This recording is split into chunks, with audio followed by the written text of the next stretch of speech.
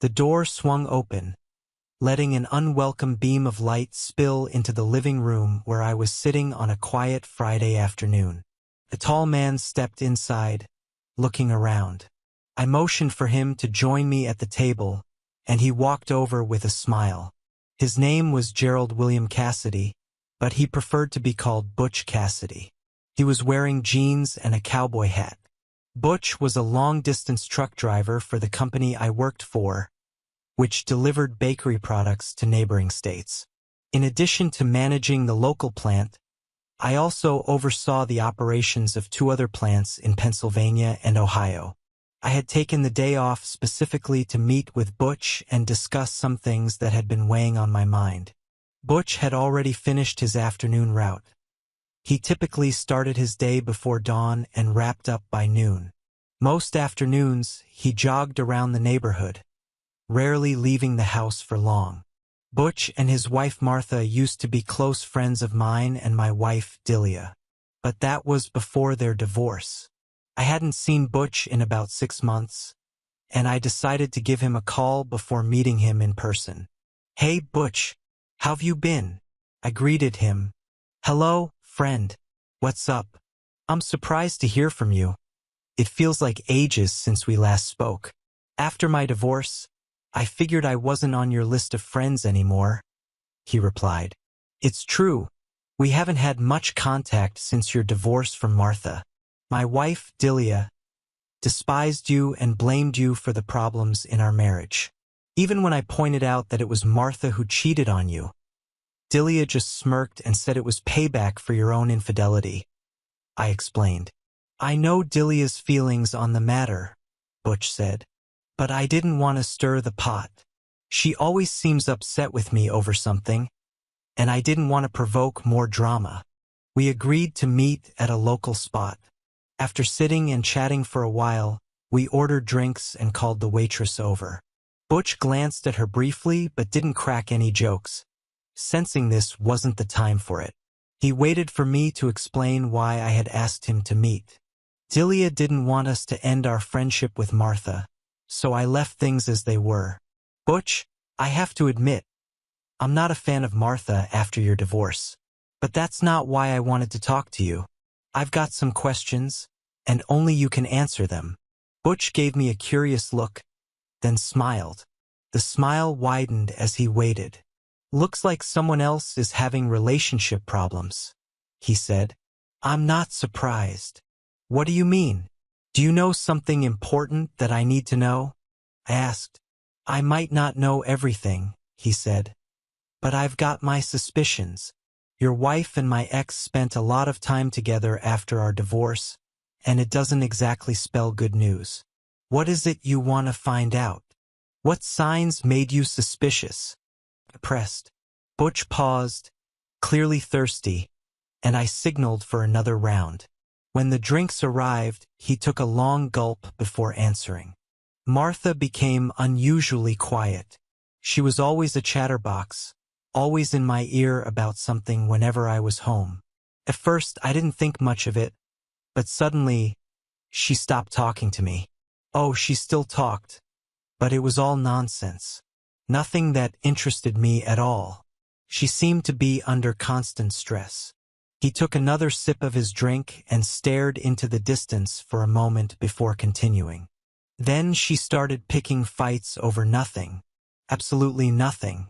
She'd wait for me to say something, anything, and then pounce. Felt like she just wanted to argue no matter what. That's when I started to feel like something was wrong. It had only been a few months since their divorce was finalized. I knew Butch still had feelings for Martha, despite everything she'd done, but I also knew he couldn't bring himself to forgive her, especially since she didn't seem to care.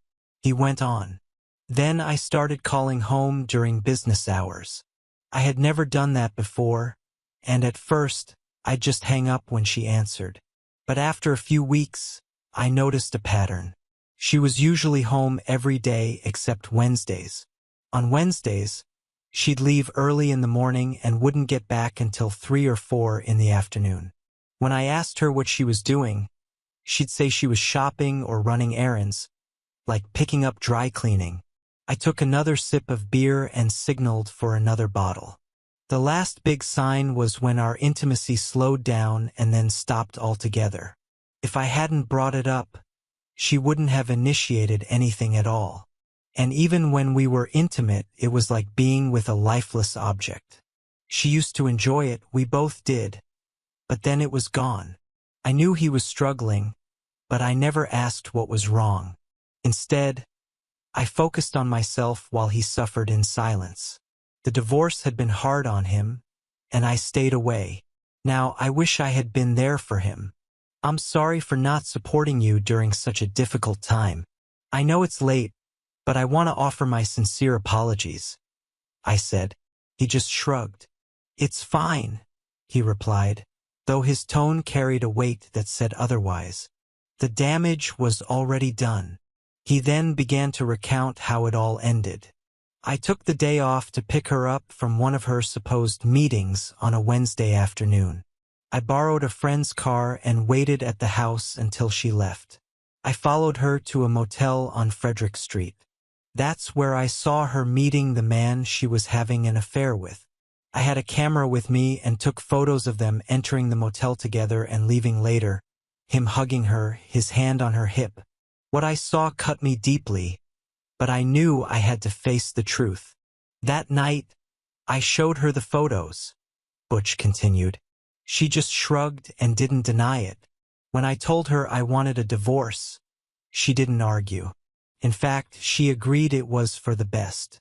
She didn't even try to explain or fight for the marriage. To this day, I still wonder why. I think I was disappointed by her indifference. I planned to ask her why she did it, but I never got an answer. She ended our marriage without ever giving me an explanation. I couldn't imagine how he was coping with the lack of closure. Have you ever tried to get her to explain why she did it? Why she hurt you so much? I think understanding it might help you move on. Butch shook his head. I don't need to understand. For me, forgiveness became impossible the moment I found out. I would never take back someone who lied to me like that.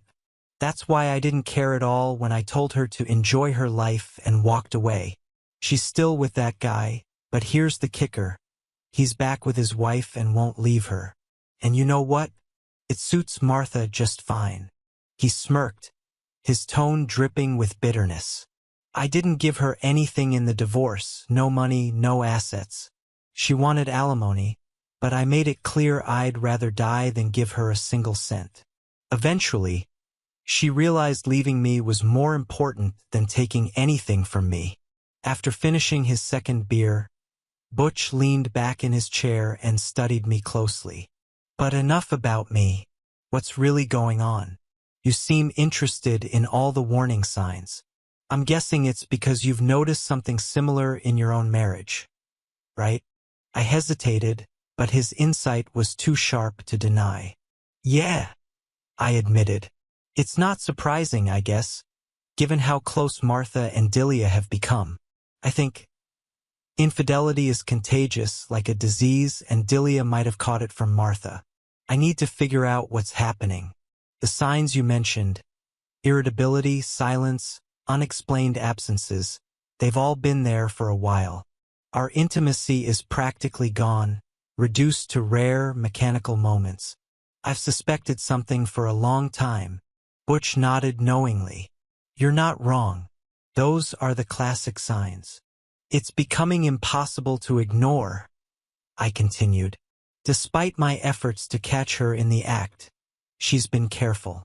Or maybe someone's helping her cover her tracks. I feel like I'm grasping at straws, trying to gather enough evidence to protect myself if it comes to a divorce. Well, you've come to the right place, Butch said with a sly grin. Let old Butch help you out. We'll come up with a strategy to catch her in the act. We started brainstorming a plan to expose Delia's infidelity, but truthfully, we mostly just drank. After a few more bottles of beer, I felt a sense of relief. For the first time in a long time, I had someone I could confide in. As I opened up to Butch, It felt like a weight was lifting from my shoulders. By the time we wrapped up, it was late in the evening. I stumbled home, barely able to open the garage door. The weight of my confession and the alcohol pressed heavily on me. I wasn't prepared for what came next. The door suddenly flew open, and there she was, my wife Delia, standing in the doorway with her hands on her hips. Her expression could only be described as pure rage. "So, you finally decided to come home. And drunk, too," she said, her voice sharp with accusation. "What do you have to say for yourself?" I greeted her sarcastically, trying to mask my nerves. "Well, hello, my dear wife. Have you been patiently waiting for me, your devoted husband? Or did you find someone else to pass the time with?" Her anger was palpable, but in my drunken state, I couldn't fully process it. She didn't respond to my provocation. Instead, she turned away and stormed down the hall to our bedroom. I closed the door behind me and leaned against it, trying to steady myself. When the dizziness subsided, I locked the door and headed to the kitchen for some much-needed coffee. Even in my terrible state, for the first time in years, I felt a strange sense of relaxation, like I had started to let go of something I'd been holding on to for too long. I tried pouring myself a cup of coffee, but after spilling it multiple times, I gave up and sank into a chair. Resting my head on the table, I let myself breathe.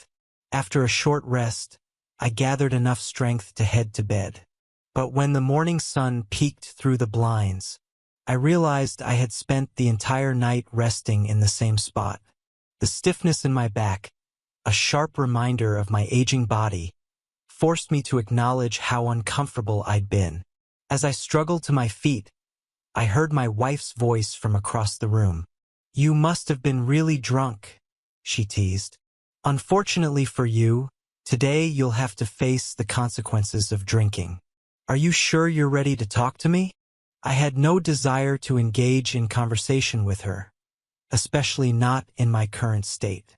Instead, I made my way to the bathroom to take a shower and clear my head. As the hot water cascaded over me, I felt a surge of energy, slowly returning to my usual self. By the time I stepped out of the shower, I could stand upright, and my mind felt sharper. It was moments like this that reminded me why I rarely drank. Once again, I vowed to abstain in the future. But as sobriety settled in, my thoughts drifted back to my conversation with Butch the night before. Delia and I had been married for over 9 years, but we had never been able to start a family.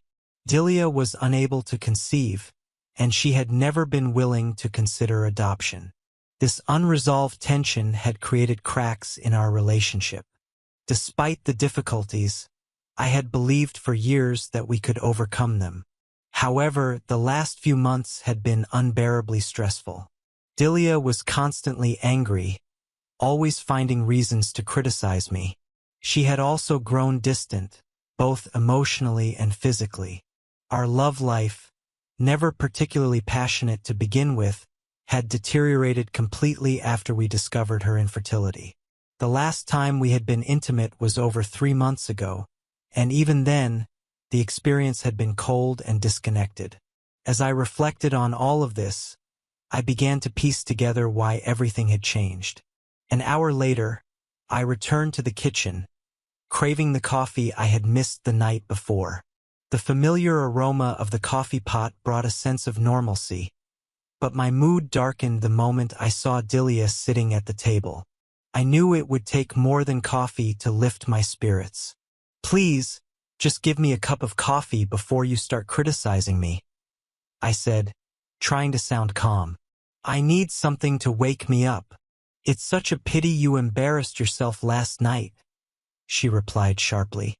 "If you had been home where you belong, maybe you wouldn't feel so miserable today."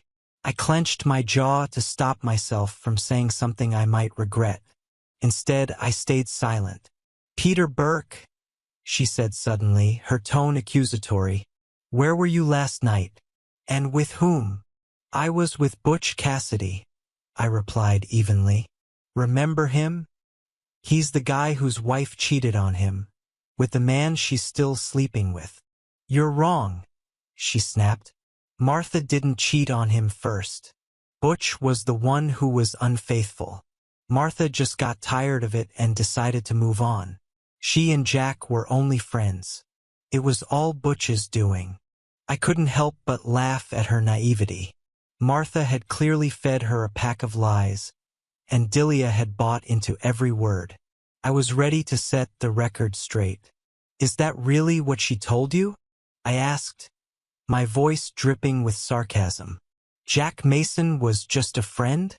You're the only one foolish enough to believe that. Everyone else knows the truth about her. That's not true, Delia protested, her voice rising.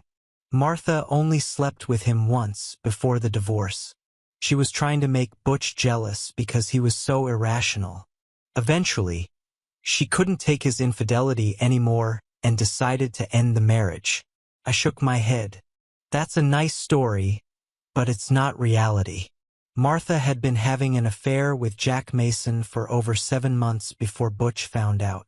When he finally confronted her, she didn't deny it. In fact, she gladly agreed to leave. She packed up and moved out that same day, no apologies, no explanations, nothing. But here's the kicker. Jack never left his wife. Even after everything, Martha was nothing more than a side piece to him. Delia's expression shifted. Her confidence faltered, and I could see the worry on her face. It was clear that Martha had deceived her, spinning a story to make herself look like the victim. Butch, on the other hand, had faced the truth head-on. When he realized their marriage was irreparably damaged, he made it clear he would never forgive her. Martha didn't seem to care. She had been hoping for alimony, but Butch had warned her not to bother asking.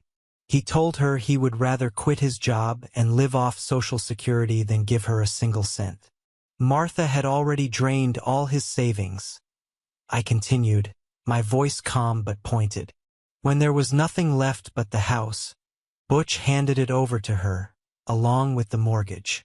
She sold it to pay for a lawyer, but even then, she didn't seem to mind. Her lover, Jack, was taking care of her expenses and even paid for her apartment. I paused, looking at Delia. That apartment, by the way, is the one you've visited so often. Delia's face went pale. She sat there, stunned, as if I had just announced that we were losing our own home. I wanted to laugh at her reaction but held back. The situation was too serious for that. The apartment, as it turned out, actually belonged to Jack Mason. He kept it as a convenient place to house his mistress. It worked well for him. She got free rent, and he got intimate communication whenever he wanted. On top of that, he cleverly wrote off the apartment as a business expense. I couldn't help but laugh at the absurdity of it all, especially when I saw Delia's shocked expression. It was clear that Martha had deceived her completely. But here's the thing. Any wife who cheats on her husband is a fool. If she doesn't have the courage to speak openly with her husband about her grievances before turning to infidelity, she doesn't deserve to be married to him. If she's angry, she should consider a divorce, not resort to betrayal and then blame her husband for everything. Martha's actions were disgusting, and no matter how much I tried to understand her thought process, it was clear to me that she was entirely at fault. I wanted to see how Delia would react to my pointed comments, so I added, "My dear wife, if you ever did something like that, I would divorce you immediately, without hesitation. And don't bother coming up with excuses because there aren't any. Nothing could justify that kind of betrayal." With that, I stood up, took my now cold cup of coffee, and left the kitchen. I retreated to the garage where my small workshop was set up, complete with a radio and a portable TV. Sitting down on a stool, I began to reflect. I had laid the truth about Martha out for Delia, exposing the lies she had been fed. I had also made my position on infidelity crystal clear. At the same time, I wanted to instill some fear in her, to force her to think carefully about her next actions.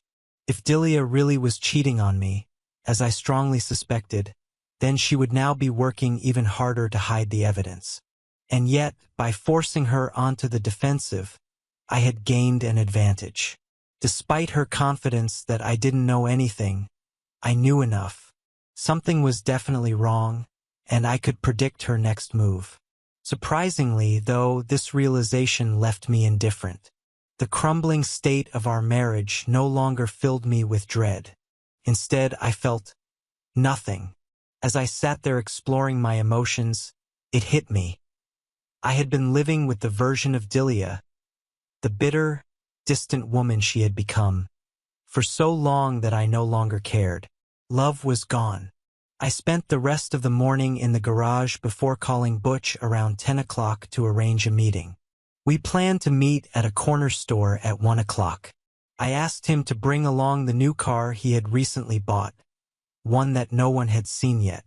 I needed it to discreetly observe Delia if she decided to leave the house. Butch thought it was a solid plan, and we agreed to meet. When the doorbell rang around lunchtime, I went back into the house. To my surprise, there was a meal waiting on the table, something Delia hadn't done in over 3 months. I couldn't help but wonder, why now? What's with the sudden change of heart? Are you mad at me? I asked, half joking. If I didn't know any better, I'd say you're feeling guilty. Delia smiled faintly. Of course not. I just noticed you looked tired and thought you could use a good meal. Maybe it's because of last night. Well, whatever the reason, thank you, I said, keeping my tone neutral. By the way, I have a meeting with someone this afternoon, so I probably won't be home for most of the day. Her brow furrowed slightly. Who are you meeting? Today is Saturday. Why would you have a meeting? Just a friend, I said casually. Nothing special. It was a last-minute arrangement, but trust me, there's nothing to worry about. It's just strange that you have to meet someone on a Saturday, she replied, her tone skeptical. Delia, are you suggesting I'm up to something I shouldn't be? I asked, raising an eyebrow. They say the guilty always suspect everyone else. Of course not, she exclaimed, a little too quickly. I'm not accusing you of anything. I'm just curious. I leaned back, observing her carefully. Do you have any plans today? I asked. She hesitated, then turned toward the sink, pretending to busy herself. No, she said after a pause. I'll be staying home. I've got some business to finish up, like laundry. After another long pause, she added, Oh, and I'm planning to watch a new movie with Martha tonight. Ah, there it was, the truth slipped out. She was meeting her secret lover today. How convenient. I couldn't resist teasing her a little, so I added, Are you planning to join her for the thrill? Her reaction was immediate. She spun around, her face flushed with anger, or was it guilt? Don't be ridiculous, she snapped, but her anger felt forced. She didn't look offended. She looked guilty, and that guilt told me everything I needed to know. We finished lunch in silence, and after cleaning up, I changed into a nice shirt and trousers to prepare for my meeting with Butch. Delia watched me leave but didn't say a word. I drove to the corner store where Butch and I had agreed to meet. After parking my car in the backyard to avoid being noticed, I went inside and bought a bag of cold water. Then I climbed into Butch's car. Let's head to Madison Street and watch her house for a while, I suggested. She claims she'll be home all day, but I'd like to see for myself. Butch and I parked on a side street that intersected with mine, positioning ourselves where we could watch the house come into view. Our eyes stayed on Delia's massive Ford Expedition, a vehicle far too large for someone who didn't have a job or any real need to transport anything. We relaxed with a couple of soft drinks as we waited, chatting quietly.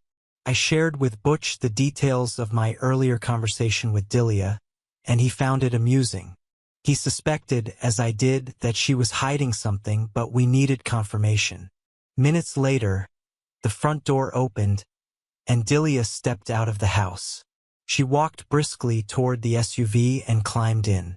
We instinctively ducked down as she drove by, keeping ourselves out of view.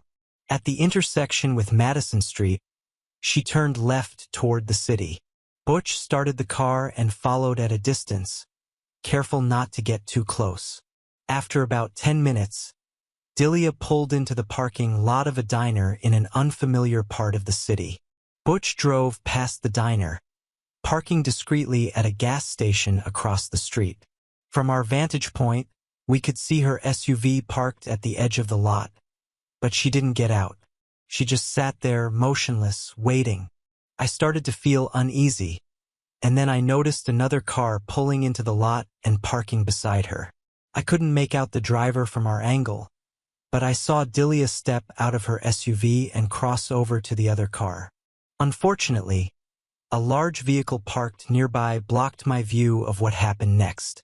Just as I was about to ask Butch to move the car for a better view, Delia's SUV backed out of the lot and sped off in the opposite direction. We quickly joined the traffic, trying to follow her, but she disappeared into the city before we could catch up. Frustrated and feeling defeated, I asked Butch to take me back to where my car was parked. When he asked what my next steps would be, I just shrugged and told him I'd figure it out as I went along.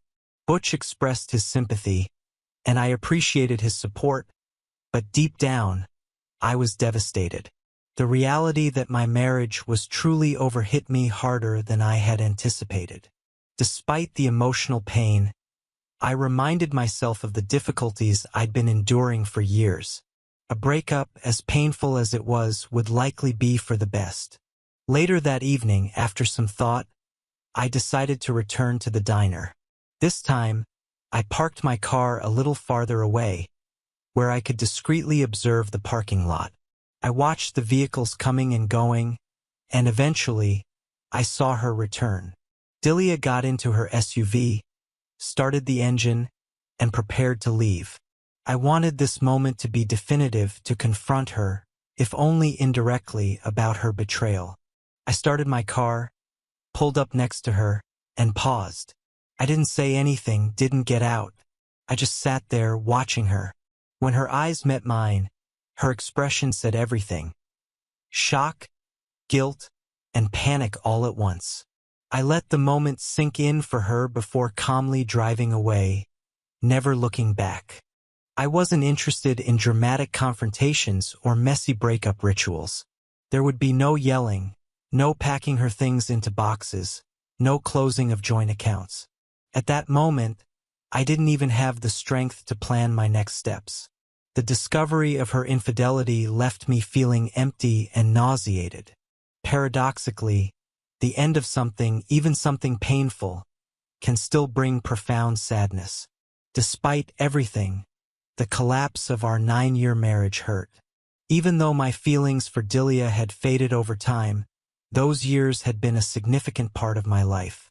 Losing that connection, no matter how strained it had become, was undeniably depressing. I sat in the family room, waiting for what I knew would come next. Our inevitable confrontation.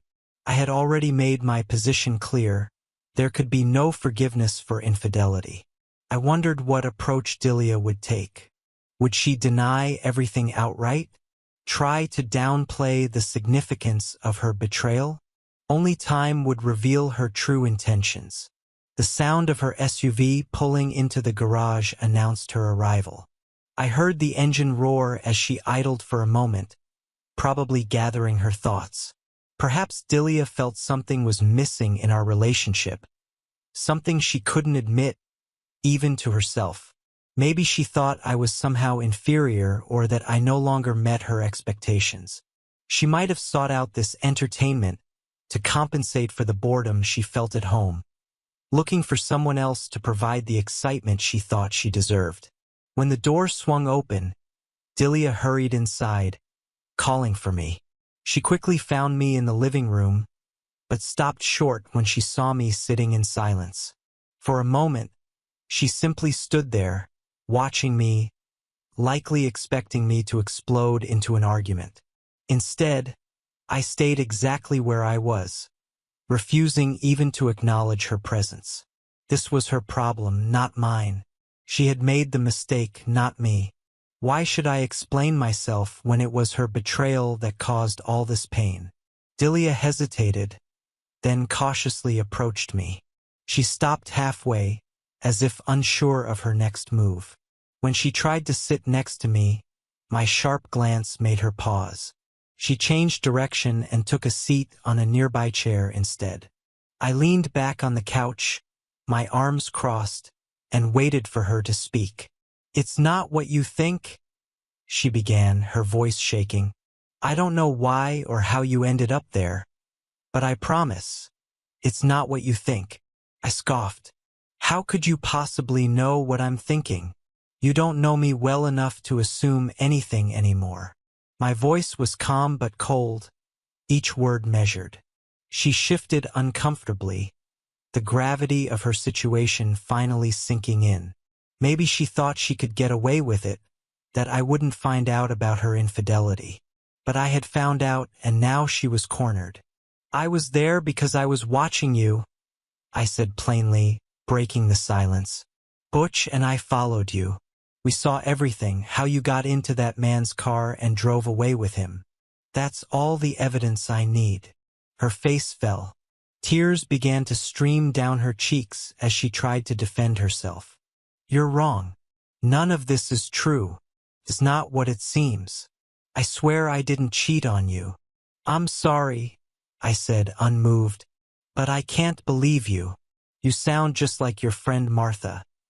Another liar and cheater who tried to convince everyone of her innocence. You told me you'd stay home to do laundry, yet instead you got into another man's car. Do you want to tell me who taught you this behavior? Martha, maybe?" She sobbed harder, her words tumbling out in a desperate attempt to convince me. "You're wrong. I didn't do anything wrong. I'm not lying." I shook my head, my voice unwavering. "For months, you've been picking fights with me, making my life miserable with your constant criticism and nagging. You've pushed me away, emotionally and physically. You stopped wanting intimacy altogether. And now it's clear why. You were justifying your betrayal to yourself, weren't you? You wanted more, and you went out and got it." Her sobs turned into hiccups as she shook her head violently. "No, it's not true. You're twisting everything. I'm not cheating on you. I swear." "Then why were you in another man's car for over an hour and a half?" I demanded. "Why did you lie about staying home? Why have you distanced yourself from me? Why did you stop being close to me? Why?" My voice rose with each question, but I stopped short, waiting for her response. She wrapped her arms tightly around herself, rocking back and forth, staring at the floor. Her face was a picture of desperation, defenseless and vulnerable. She tried to speak, but the words were choked by sobs, coming out in broken fragments. "It's not just that. You don't understand. You're wrong. But I wasn't having it." "I don't believe you," I said flatly. "You've already lied to me once, and now you're trying to convince me you're innocent? If you can lie to me once, you can lie to me again. And again. That's what I believe now." Delia broke down completely, moaning and crying, unable to form coherent sentences. Without time to prepare a lie, she seemed incapable of crafting a plausible excuse. Her inability to defend herself only reinforced my resolve. "I'll pack my things and leave," I said calmly, standing up. "First thing tomorrow, I'll call Harold Foley and begin the divorce proceedings.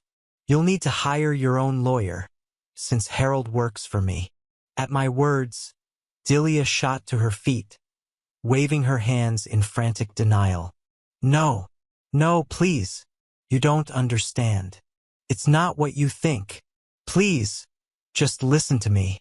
I stayed where I was, arms crossed.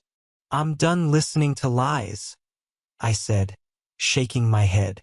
But then, something inside me shifted. Maybe it was curiosity, maybe it was pity. Or maybe, after 9 years of marriage, I felt I owed her one last chance to explain herself. I sighed and sat back down. Fine, I said, my tone stern. You have 5 minutes. Tell me everything. But let me be clear, if I catch even one lie, that's it. We're done. No more second chances. No more cheating. This is your only opportunity. Delia nodded frantically, pacing the room as she tried to collect her thoughts. She seemed panicked, her mind racing for a way to salvage the situation. Her pacing stopped, and she finally admitted, "His name is Philip Tartan. He works with Jack Mason." Despite being prepared to hear her confession, the revelation hit me like a freight train. The idea that she was not only entangled with Philip but also part of Martha's circle of deceit left me reeling. My vision blurred, and for a moment, I felt a white-hot rage boiling inside me. I snapped. "Martha sleeps with Jack, and you sleep with Philip. Seems like good friends always have each other's backs, don't they? How long has this been going on? Did Martha introduce you to him?" My voice rose with every word, filled with anger and betrayal. Unable to stay seated, I stood and began packing my bag. Her voice became a blur as I tuned her out completely. She tried to grab my arm, but I turned to her with such a fierce, unrelenting glare that she recoiled. For the first time in our 9 years of marriage, she looked genuinely afraid of me. And honestly, I didn't blame her. "I can't listen to this anymore," I said, my voice firm but shaking with emotion. "I thought I could, but this is too much. Just step back and be quiet." I stormed down the hall toward our bedroom, grabbing my overnight bag on the way. My hands were shaking uncontrollably as I pulled open drawers, tossing clothes inside without care. In the bathroom, I grabbed a plastic bag, threw my toiletries in, and tied it shut. My rage made it hard to focus, but I knew I had to leave. I needed to get out before I completely lost control. Somehow, I managed to make it to the front door. I threw my bag onto the steps and gripped the railing, trying to steady myself. Delia appeared in the doorway, her expression a mix of fear and panic. Her voice trembled as she pleaded with me to stay, but her words fell on deaf ears. My decision was final. Nothing she could say would change that. I moved past her and into the garage, loading my things into the car as she followed behind me, begging me to reconsider. Her protests were relentless, but I refused to listen. I climbed into the driver's seat, started the engine, and drove away without looking back. As the house disappeared in my rearview mirror, I finally exhaled, releasing the breath I'd been holding for what felt like years. My chest felt lighter, and for the first time in months, I felt the tension begin to ease. But the sadness lingered, a deep, aching void left by the end of our marriage. I pulled over to the side of the road and called Butch. I needed a place to spend the night, and his apartment seemed like the best option. He answered after a couple of rings, and I explained the situation. Without hesitation, he told me to come over. When I arrived, Butch greeted me with a shrug, as though he had expected this outcome all along. Over a couple of beers, I told him about my confrontation with Delia. He wasn't surprised when I mentioned Philip. "I know the guy," Butch said. "He's Jack's right-hand man. Looks like they're both using our situations for their own entertainment." It wasn't easy to maintain my anger without burning out completely, but talking to Butch helped me stay grounded. I reminded myself that, sooner or later, the truth would surface, and I'd have the clarity I needed to move forward. The next morning, I woke up feeling like I'd been through a 10-round fight and lost. Butch had errands to run, so he told me to make myself at home. After cleaning up and changing into jeans and a t-shirt, I rummaged through the kitchen and made a simple egg sandwich. It wasn't fancy, but it did the job. I was sipping a cup of coffee, trying to sort through my options, when the phone rang. For a moment I hesitated. Then, hoping it was Butch, I answered. "Hey brother," Butch said. "How are you holding up? Have you eaten yet?" "Not bad," I replied, managing a small smile. "Thanks for asking. I had an egg sandwich and took a shower. Feeling a bit more human now." "Good to hear," he said, but his tone shifted as he continued. "Listen, I spoke with Martha this morning." I sighed, already feeling the frustration building. "Why would you do that, Butch? What could she possibly have to say that would change anything?" "Don't get mad. Hear me out," he said. "I wanted to understand the situation better. Look, I know you don't trust her, hell, I don't either. But she told me something that might be worth hearing. I think you should call Delia and give her a chance to explain herself." I groaned. "Butch, she cheated on me. What else is there to say? Nothing she says will undo that." "Look, I get it," he replied. "But as your friend, I'm telling you, you need to hear her out. If it were me, I'd want the chance to get the whole story, even if I didn't believe a word of it. Just talk to her. If after that you still feel the same, then fine. We'll figure out the next steps together." I stayed silent, turning Butch's words over in my mind. He wasn't wrong. Getting answers might help me make peace with the situation, even if they didn't change the outcome. But deep down, I suspected Delia and Martha had already concocted some elaborate story to cover their tracks. Still, I knew I had to give her the opportunity, if only to close this chapter once and for all. With a heavy sigh, I picked up my coffee and walked into the small spare room to make the call. Butch's apartment was modest, a two-room space with a kitchen, a dining table, and a makeshift living room. I had slept on the couch the previous night since the second room was more of a home office. It had just a phone, a computer, and a good office chair, which, surprisingly, made me feel as comfortable as if I were at work.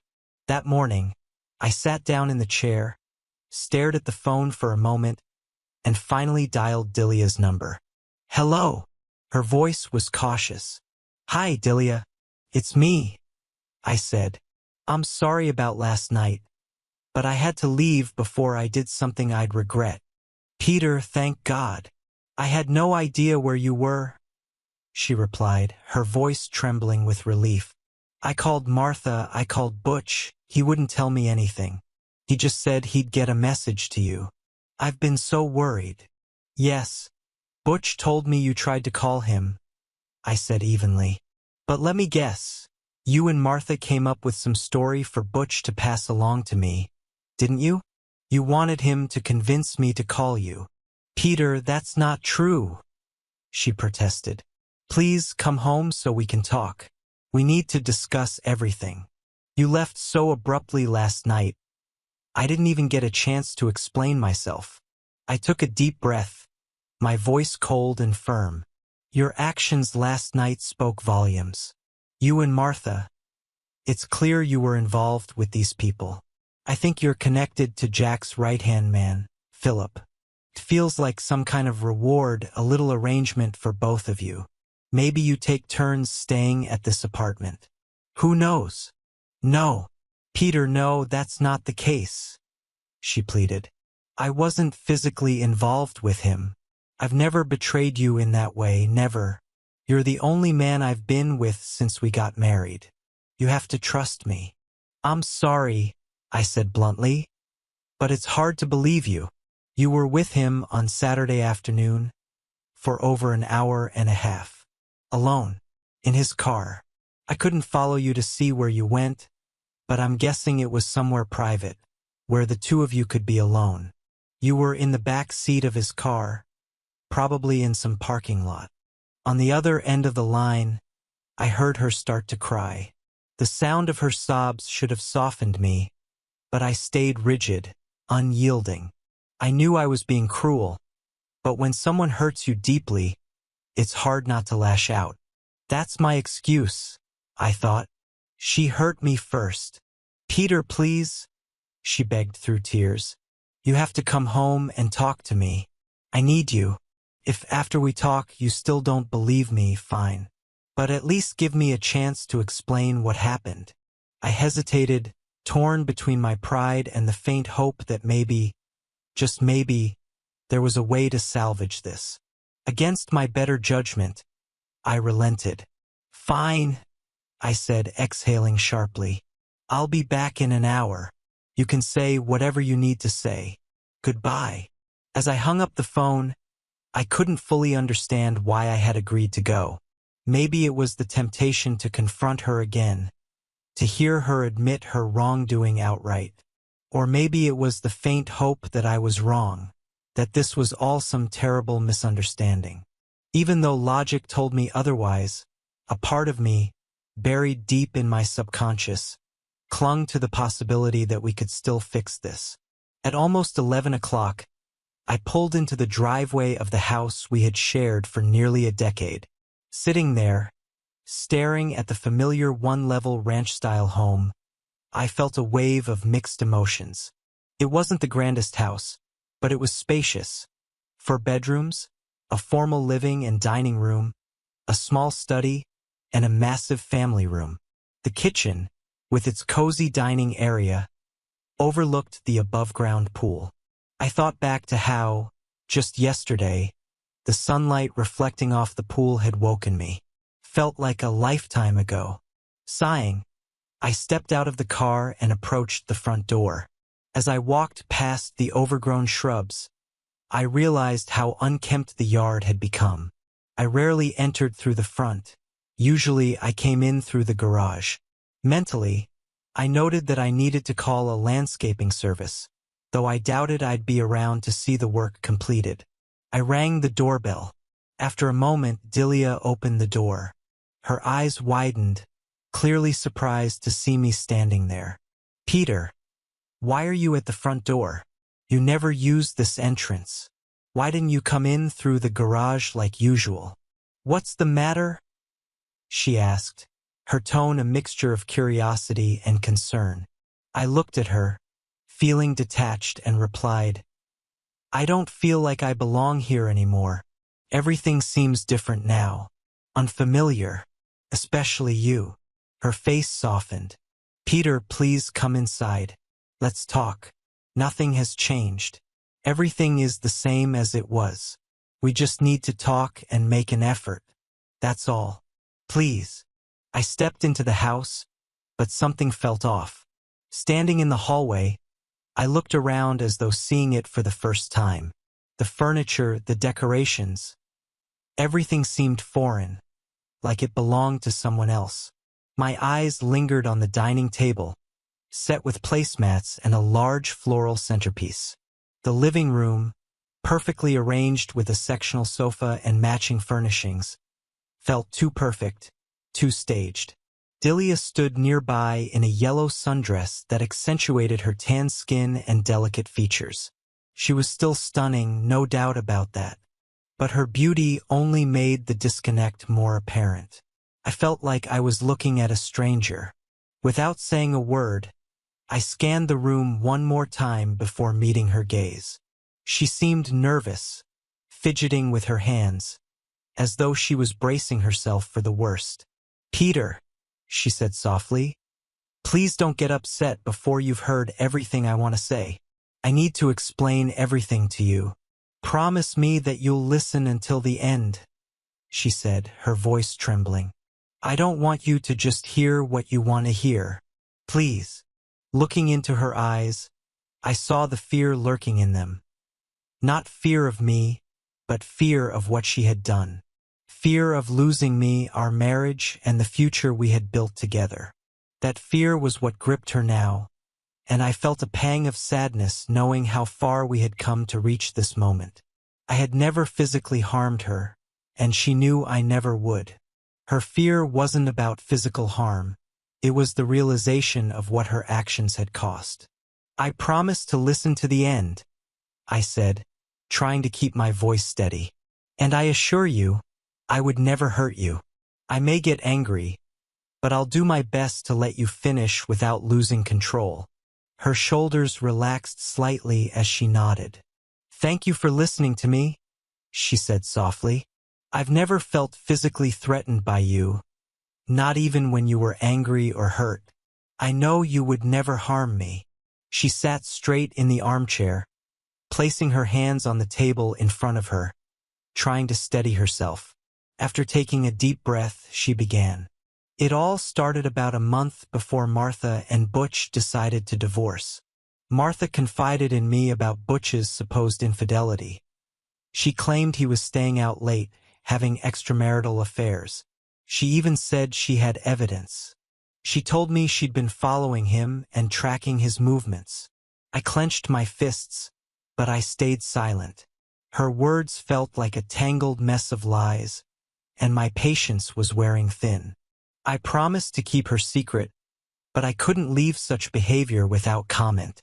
So I met with Martha to talk about it. She accused Butch of cheating on her for 7 or 8 months. She even claimed to have evidence, a private investigator, phone records, photos. I questioned her about it, asked her if she'd ever shown me this evidence. She said she had everything but wouldn't let me see it. I raised a hand, interrupting her. "If this is the story you're going to tell me, Delia, then I can leave right now. This sounds like complete nonsense." "Wait, Peter. Please, just wait," she pleaded, her voice rising in desperation. "I promised to tell you everything, and that's what I'm doing. Please, just hear me out." I exhaled sharply and sat back down, reminding myself of the promise I had made. No matter how absurd this all sounded, I would let her finish. "I believed her back then," Delia continued. "I didn't have any reason to doubt her at the time. She seemed so convincing. Now, looking back, I know it wasn't true. But then, I trusted her." She paused for a moment, searching my face for any sign of understanding. I gave her none. With a small sigh, she pressed on. "She introduced me to Jack Mason at one of the corporate events. We struck up a friendship. He told Martha that he could help her hire a private investigator to gather more evidence on Butch. He claimed to know Butch personally and offered to investigate his past. Weeks later, Martha told me that Jack had found proof that Butch had been involved with at least 3 other women while he was supposed to be working. I stared at her, unable to hide my disbelief. "You believed that? You believed Jack Mason?" Delia, the woman I married, was not naive or easily fooled. "When did that change?" Her lips trembled.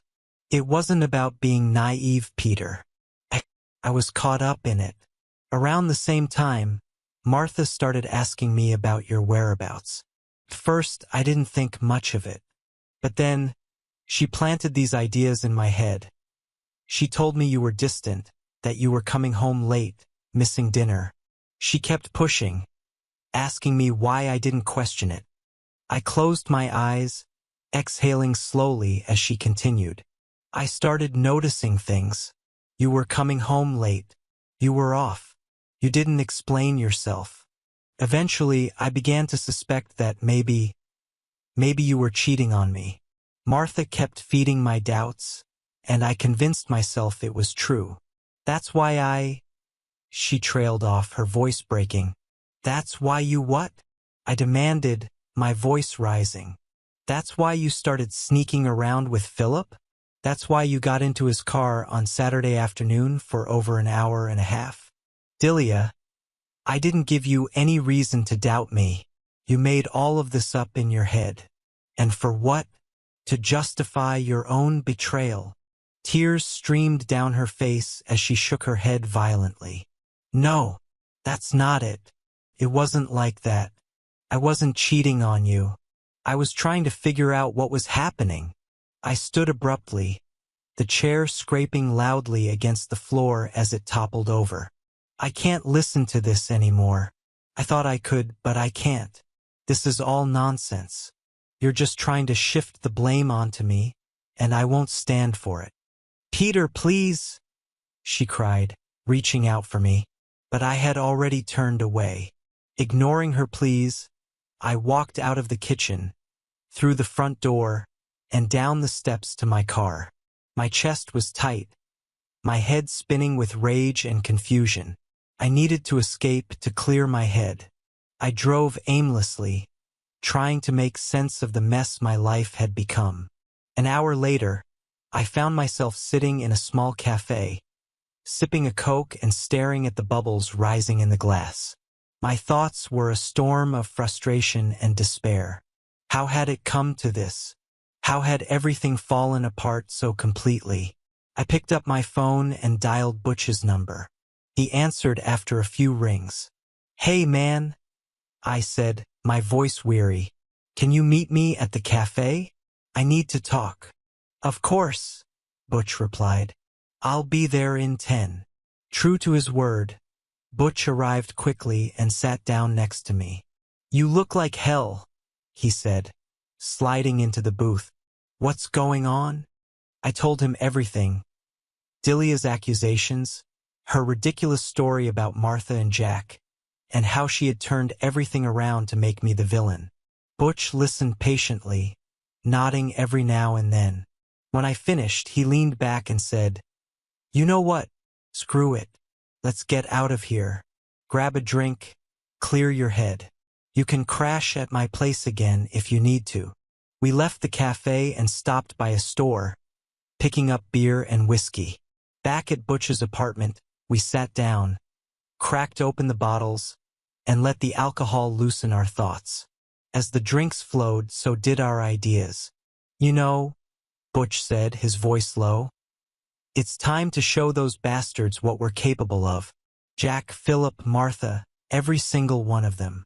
They think they can just walk all over us? They've got another thing coming." "You're right," I said, the anger rising in me again. "It's time to take control. And I can handle him," Butch said with confidence, a sly grin on his face. "I like this idea," I replied, though the edge of uncertainty crept into my voice. Maybe if I had another chance to confront everything, it would help me make a decision about how to move forward. Butch nodded. "It worked for me. I think it's a great idea. So, this jerk's name is Philip, huh? When should we do this?" "Not today," I replied, shaking my head. "Today's Sunday, God's day. You can't do something like that on God's day." Butch raised an eyebrow, a smirk tugging at his lips. "All right, fine. Tomorrow it is. Tomorrow's not God's day, right? I think it's only Saturday and Sunday.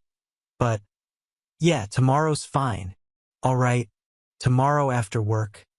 Butch agreed, raising his bottle in a mock toast. That's the last thing I clearly remembered when I woke up later that afternoon. Butch and I had spent most of the day drinking, throwing out ideas, and letting our frustrations fuel us. Strangely enough, I didn't wake up with a hangover. I actually felt surprisingly clear-headed.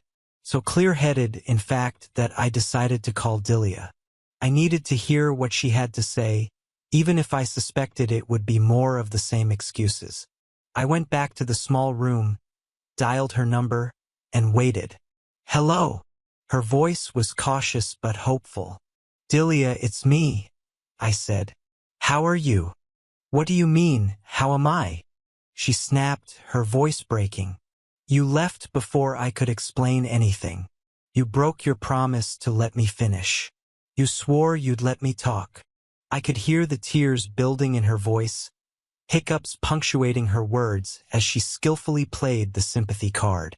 "I know what I promised," I said, my tone even. "But I couldn't handle the accusations you were throwing at me. You accused me of cheating, which is a blatant lie.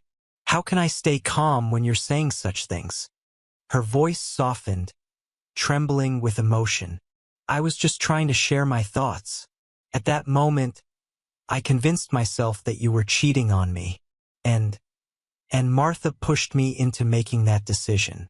I see it clearly now, but not then. That's what I didn't get to explain. Her words slowed my racing thoughts for a moment, but I still couldn't fully process what she was saying. It felt like a web of confusion, half-truths and misdirections wrapped around something darker. Delia, we have a problem, I said. You're talking about how you believed all these things and how you were deceived into thinking I was unfaithful. But it's hard for me to believe that you were so naive. Honestly, it sounds like a convenient excuse.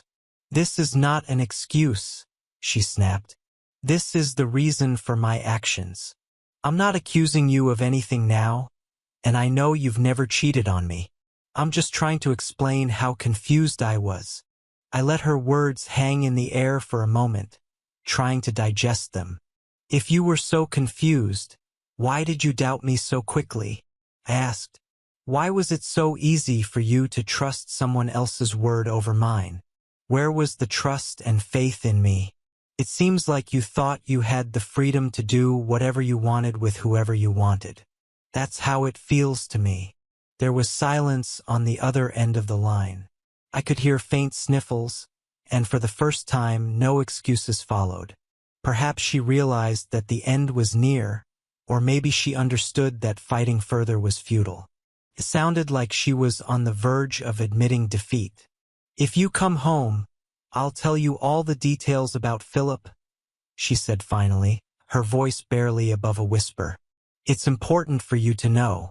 Please, Peter, come back. I sighed, rubbing my temple.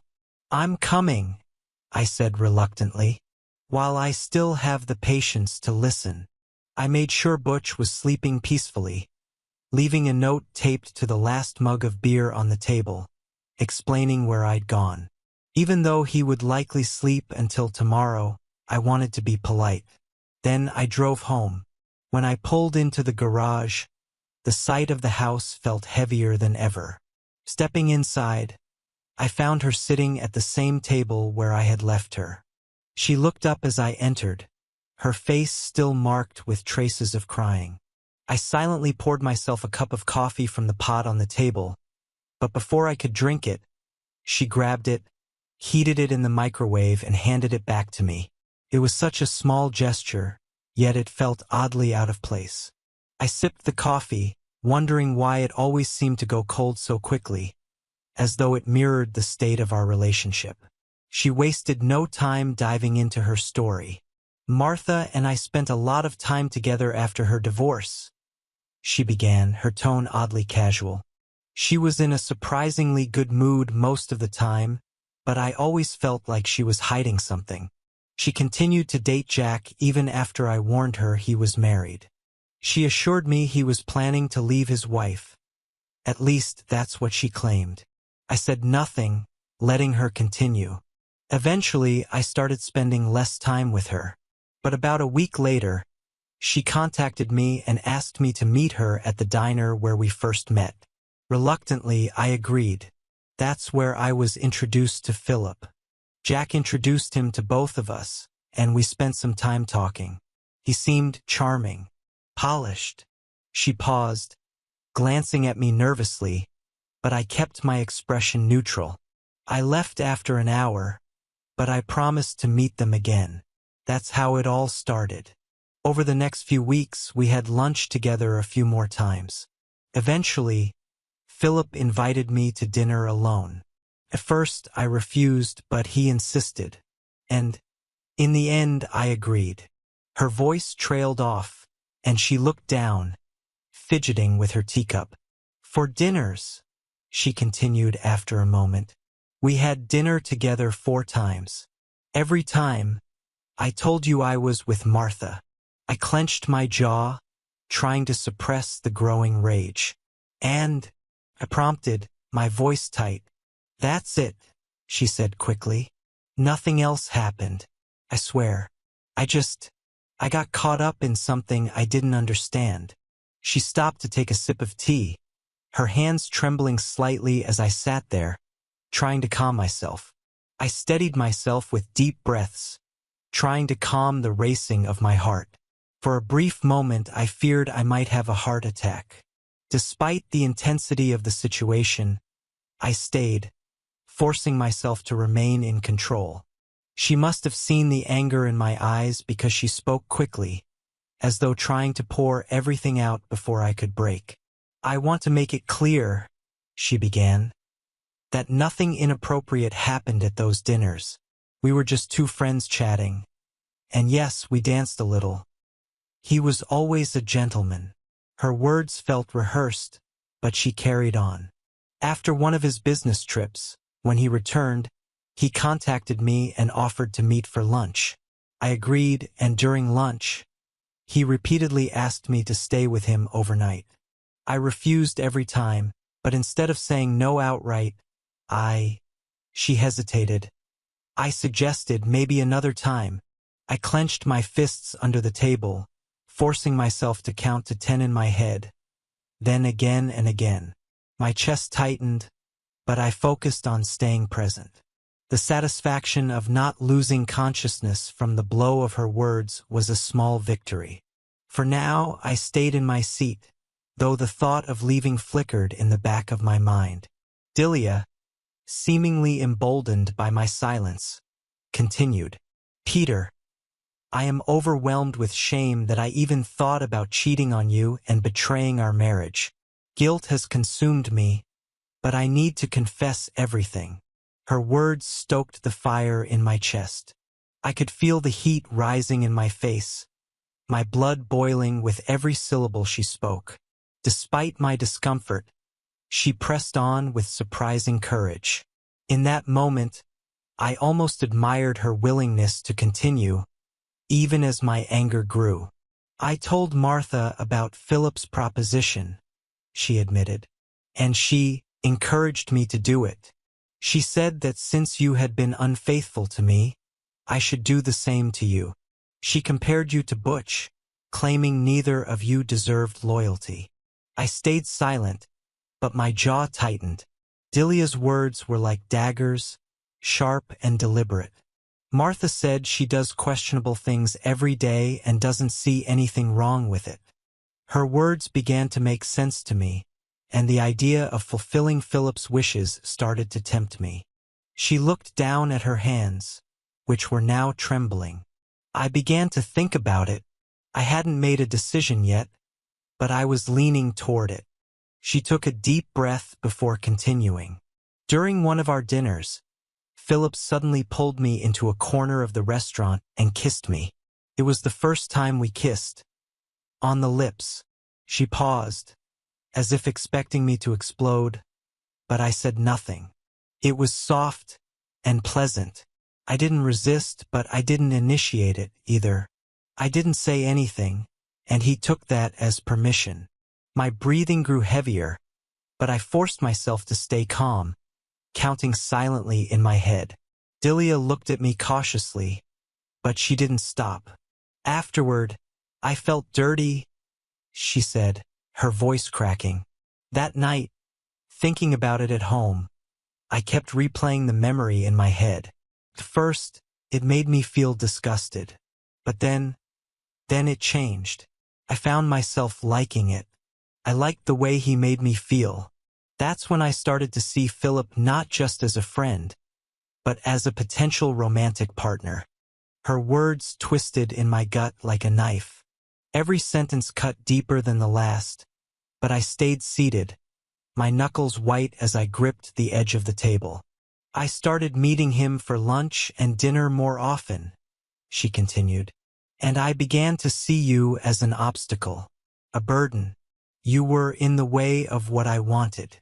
I used to enjoy our life together, but Philip made me feel things I hadn't felt in years. I started to resent you for no reason. You didn't do anything wrong, but I blamed you anyway." She took a long pause, her voice growing quieter. "That's when I decided to end our intimacy. I didn't think you deserved my love anymore. I told myself you didn't care about me, and that you were probably cheating on me, too. I convinced myself that our marriage was over." Her confession hung in the air, a crushing weight pressing down on me. My mind raced as I processed her words, each one tearing away at the foundation of the life we had built together. I looked at her, this woman I had once loved, and I didn't recognize her anymore. Was this the real Delia? A woman who had been waiting for an opportunity to break free? Or had something truly changed in her over the years? My anger bubbled dangerously close to the surface. Her words were selfish, her attitude dismissive, her behavior repulsive. I could feel my control slipping, and for the first time in my life, I felt the urge to do something I had never done before. Hit a woman. That realization scared me more than anything she had said. I stood abruptly, my chair scraping against the floor. Taking several deep breaths, I forced myself to calm down. "I don't see the point of this anymore," I said, my voice cold and detached. "You're just confessing to ease your guilt, but I'm not a priest. I can't offer you absolution. If there's nothing else, I need to leave before I lose control and hurt you." She stood as well, reaching for me with trembling hands. "Please, Peter," she begged, her voice desperate. "You promised to listen to everything. Just let me finish." I stepped back, avoiding her touch. The pain and panic in her eyes should have moved me, but it didn't. Instead, I felt a strange satisfaction knowing that she wasn't afraid of me physically. She was afraid of losing me. That small shred of power was the only thing keeping me grounded. Taking another deep breath, I let my heartbeat return to normal. Slowly, I sat back down, exhaling deeply. "Fine," I said. "Just finish." The air in the room felt suffocating, heavy with the weight of her confession. The unpleasant smell, perhaps from the microwave-heated coffee or simply my own perception of the situation, made me feel sick. I watched her grimace, her face contorting in pain and embarrassment. A strange, fleeting satisfaction coursed through me. For the first time in days, she seemed to be feeling even a fraction of the pain I'd endured since discovering her betrayal. Despite this, she didn't stop. She sat back down, straightened her shoulders, and prepared to continue. "Philip kept calling me, offering to meet again," she admitted, her voice steady but fragile. "But I kept refusing. I was still undecided. I think I was trying to muster up the courage to say yes. I talked to Martha several times, and she convinced me that I should agree.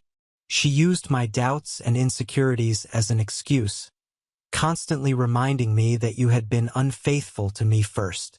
She paused for a moment, her eyes darting nervously to gauge my reaction. I said nothing, but she must have seen the anger simmering behind my cold expression because she hurried on. "I was doubtful at first, but my resolve began to weaken. I started to notice changes in you, your demeanor, the way you looked at me. After 9 years of marriage, I knew you better than you think. I could read your eyes when you were deep in thought or distracted, and I saw more and more concern in your expression. It made me wonder if you suspected something." Her voice faltered, but she pressed on. "You started to look preoccupied, almost like you were calculating something in your mind, and it made me nervous." I leaned back in my chair, still silent, and stared at her. The corner of my mouth twitched into a faint, humorless smile as I thought about how ridiculous her explanation sounded.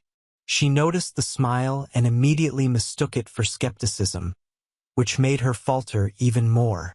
"It's hard to believe, I know," she said quickly. "But it's true. Now that I think about it, I see the same was true for you. You knew me well enough to notice when something was off in my behavior. The changes were drastic, but I was too blind, too self-absorbed to notice them myself. I convinced myself that keeping you in the dark was the best option." She hesitated before continuing, glancing at me as though looking for permission to go on. I gave her none, but I didn't stop her either. I contacted Philip and told him I needed to be careful for a while, she said. I promised I'd get in touch when I could. He wasn't thrilled, but he agreed to wait. That was last Monday. I closed my eyes and exhaled slowly. And then, I prompted, my voice devoid of emotion. Then, I met him for lunch on Wednesday, she admitted. While you were at a work meeting, I called him and we agreed to meet at Friday's restaurant in the city. It was just for lunch, but during our conversation, he brought up his request again.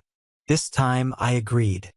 I tightened my grip on the table's edge, keeping my expression as neutral as possible, though inside, my chest felt like it might explode. I don't know why I said yes, she continued, her voice trembling now. Maybe I thought it was necessary before you became too suspicious and we had to stop seeing each other. I don't know, but I said yes. She paused, watching my face carefully. By now, her words were just confirmation of what I already knew. The emptiness inside me had spread, leaving only a cold, lifeless expression on my face. When her gaze met mine, she seemed on the verge of tears, but she managed to hold them back. We agreed to have dinner together on Saturday night, she continued, her voice barely above a whisper. I told you I was going to the movies with Martha, but the plan was to leave us alone for the evening. He booked a room at the Skyview Motel, near the diner. The pieces fell into place in my mind like a twisted puzzle. Saturday night, while I was drinking with Butch, the thought made my stomach churn. Everything suddenly made sense. That's why she had agreed to meet Philip again. That's why her behavior had been so strange. I assure you, she added quickly, noticing the storm brewing in my expression. Everything was in perfect order, and there was no need to worry about what you didn't know. Her attempt to soften the blow fell flat. My silence was heavy, and the room seemed to shrink around us. She shifted uncomfortably, but she kept talking. When you confronted me on Saturday morning, she continued, everything changed. You made me realize how blind I'd been, blindly trusting Martha, blindly following Philip and Jack, believing the lies Martha told me about you. I realized it was all a deception, a trap I had walked into, and when you revealed the truth, I knew I had to end it. I raised an eyebrow slightly, skeptical but intrigued. And did you? Yes, she said firmly, her voice gaining strength. I called Philip that afternoon and arranged to meet him at the diner. I told him it was over. I said I'd thought it through and couldn't continue this relationship. I told him it was morally wrong, that it went against everything I believed in, and that I couldn't do it anymore. She took a deep breath, steadying herself. He didn't want to stop. He begged me to reconsider, but I made it clear that my decision was final. Our relationship was over. In the end, he accepted it. She paused, looking at me with pleading eyes. That's why you saw me in the car with him that evening. He was driving me back to my car. That's all it was. That was the end of it. I sat back, processing her words. She seemed sincere, her voice steady, her eyes full of emotion. I was surprised, even shocked, that she hadn't gone through with it. Delia had many flaws, but lying wasn't one of them.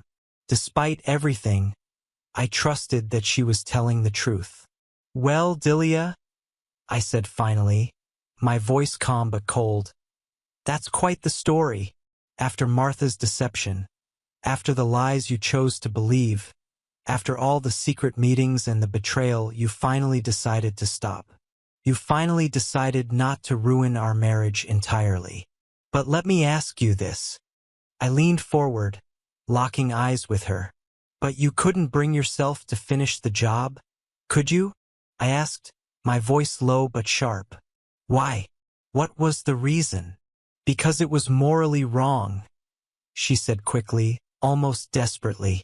I figured it out and stopped myself before it went too far. If it was so wrong, I pressed, leaning forward. Then why did you agree to it in the first place? Why the secret meetings, the lies, the actions, and the companionship? Why did you agree to be intimate with him, let him book a motel room, and go so far as to tell me you were seeing Martha? Until that morning, you were completely ready for this. What made you change your mind? She looked down, her voice faltering. Martha manipulated me. She made me think I should cheat on you, just as she cheated on Butch. She said it was the only way to even the score. Her words were weak, hollow. I stayed silent, watching her squirm. She hesitated before continuing. It was your intervention on Saturday morning. You made me realize the truth. You made me see the fallacy of my actions. I raised an eyebrow. So, if I hadn't confronted you, if I hadn't made you see the truth, would you have gone through with it? Her mouth opened slightly, but no words came out. Finally, she said, I'm not sure. I had doubts, but I didn't do it. And that's the main thing. No, Delia, I said, shaking my head slowly. That's not the main thing. The main thing is that you quickly believed the worst about me without proof. The main thing is that you secretly dated another man behind my back, prepared to betray our trust and destroy our marriage. The main thing is that, instead of communicating with me like a partner should, you decided to cheat. I let the words hang in the air before continuing. You had already mentally abandoned our relationship, gone on dates, and emotionally given yourself to someone else. You stopped being close to me, saving your intimacy for him. You agreed to his proposal, let him book the motel room, and thought about sleeping with him. The only reason you didn't go through with it was because I caught you before you could. Her face fell, and for the first time, she seemed to grasp the depth of her betrayal. She tried to interrupt, but I wasn't finished. Your plans went awry, Delia, I said firmly. You hoped for forgiveness, but you're ignoring the fact that you were willing to betray me. You justified your actions based on rumors, based on lies you chose to believe. The worst part is that you've been focusing solely on the fact that you didn't physically cheat, as if that absolves you. Tears filled her eyes as she looked at me, pleading. Peter, please, she said. I didn't cheat. I swear I didn't. You have to understand. No, I interrupted, my voice cold. You lied to me. You hid your meetings, your dinners, your plans. You knew it was wrong, but you did it anyway. You turned my life into a nightmare by believing someone else over me. You didn't stop him from kissing you, you entertained the idea of sleeping with him, and you only stopped because I confronted you. That's not loyalty, Delia. That's betrayal. She shook her head, tears streaming down her cheeks. I didn't sleep with him, Peter, she said, her voice breaking. I didn't enjoy the kiss. I tried to convince myself that I liked it, but I didn't. You convinced yourself because you wanted to betray me, I said coldly. You were looking for a way to justify your actions, and now you're trying to rewrite the story to make yourself look better.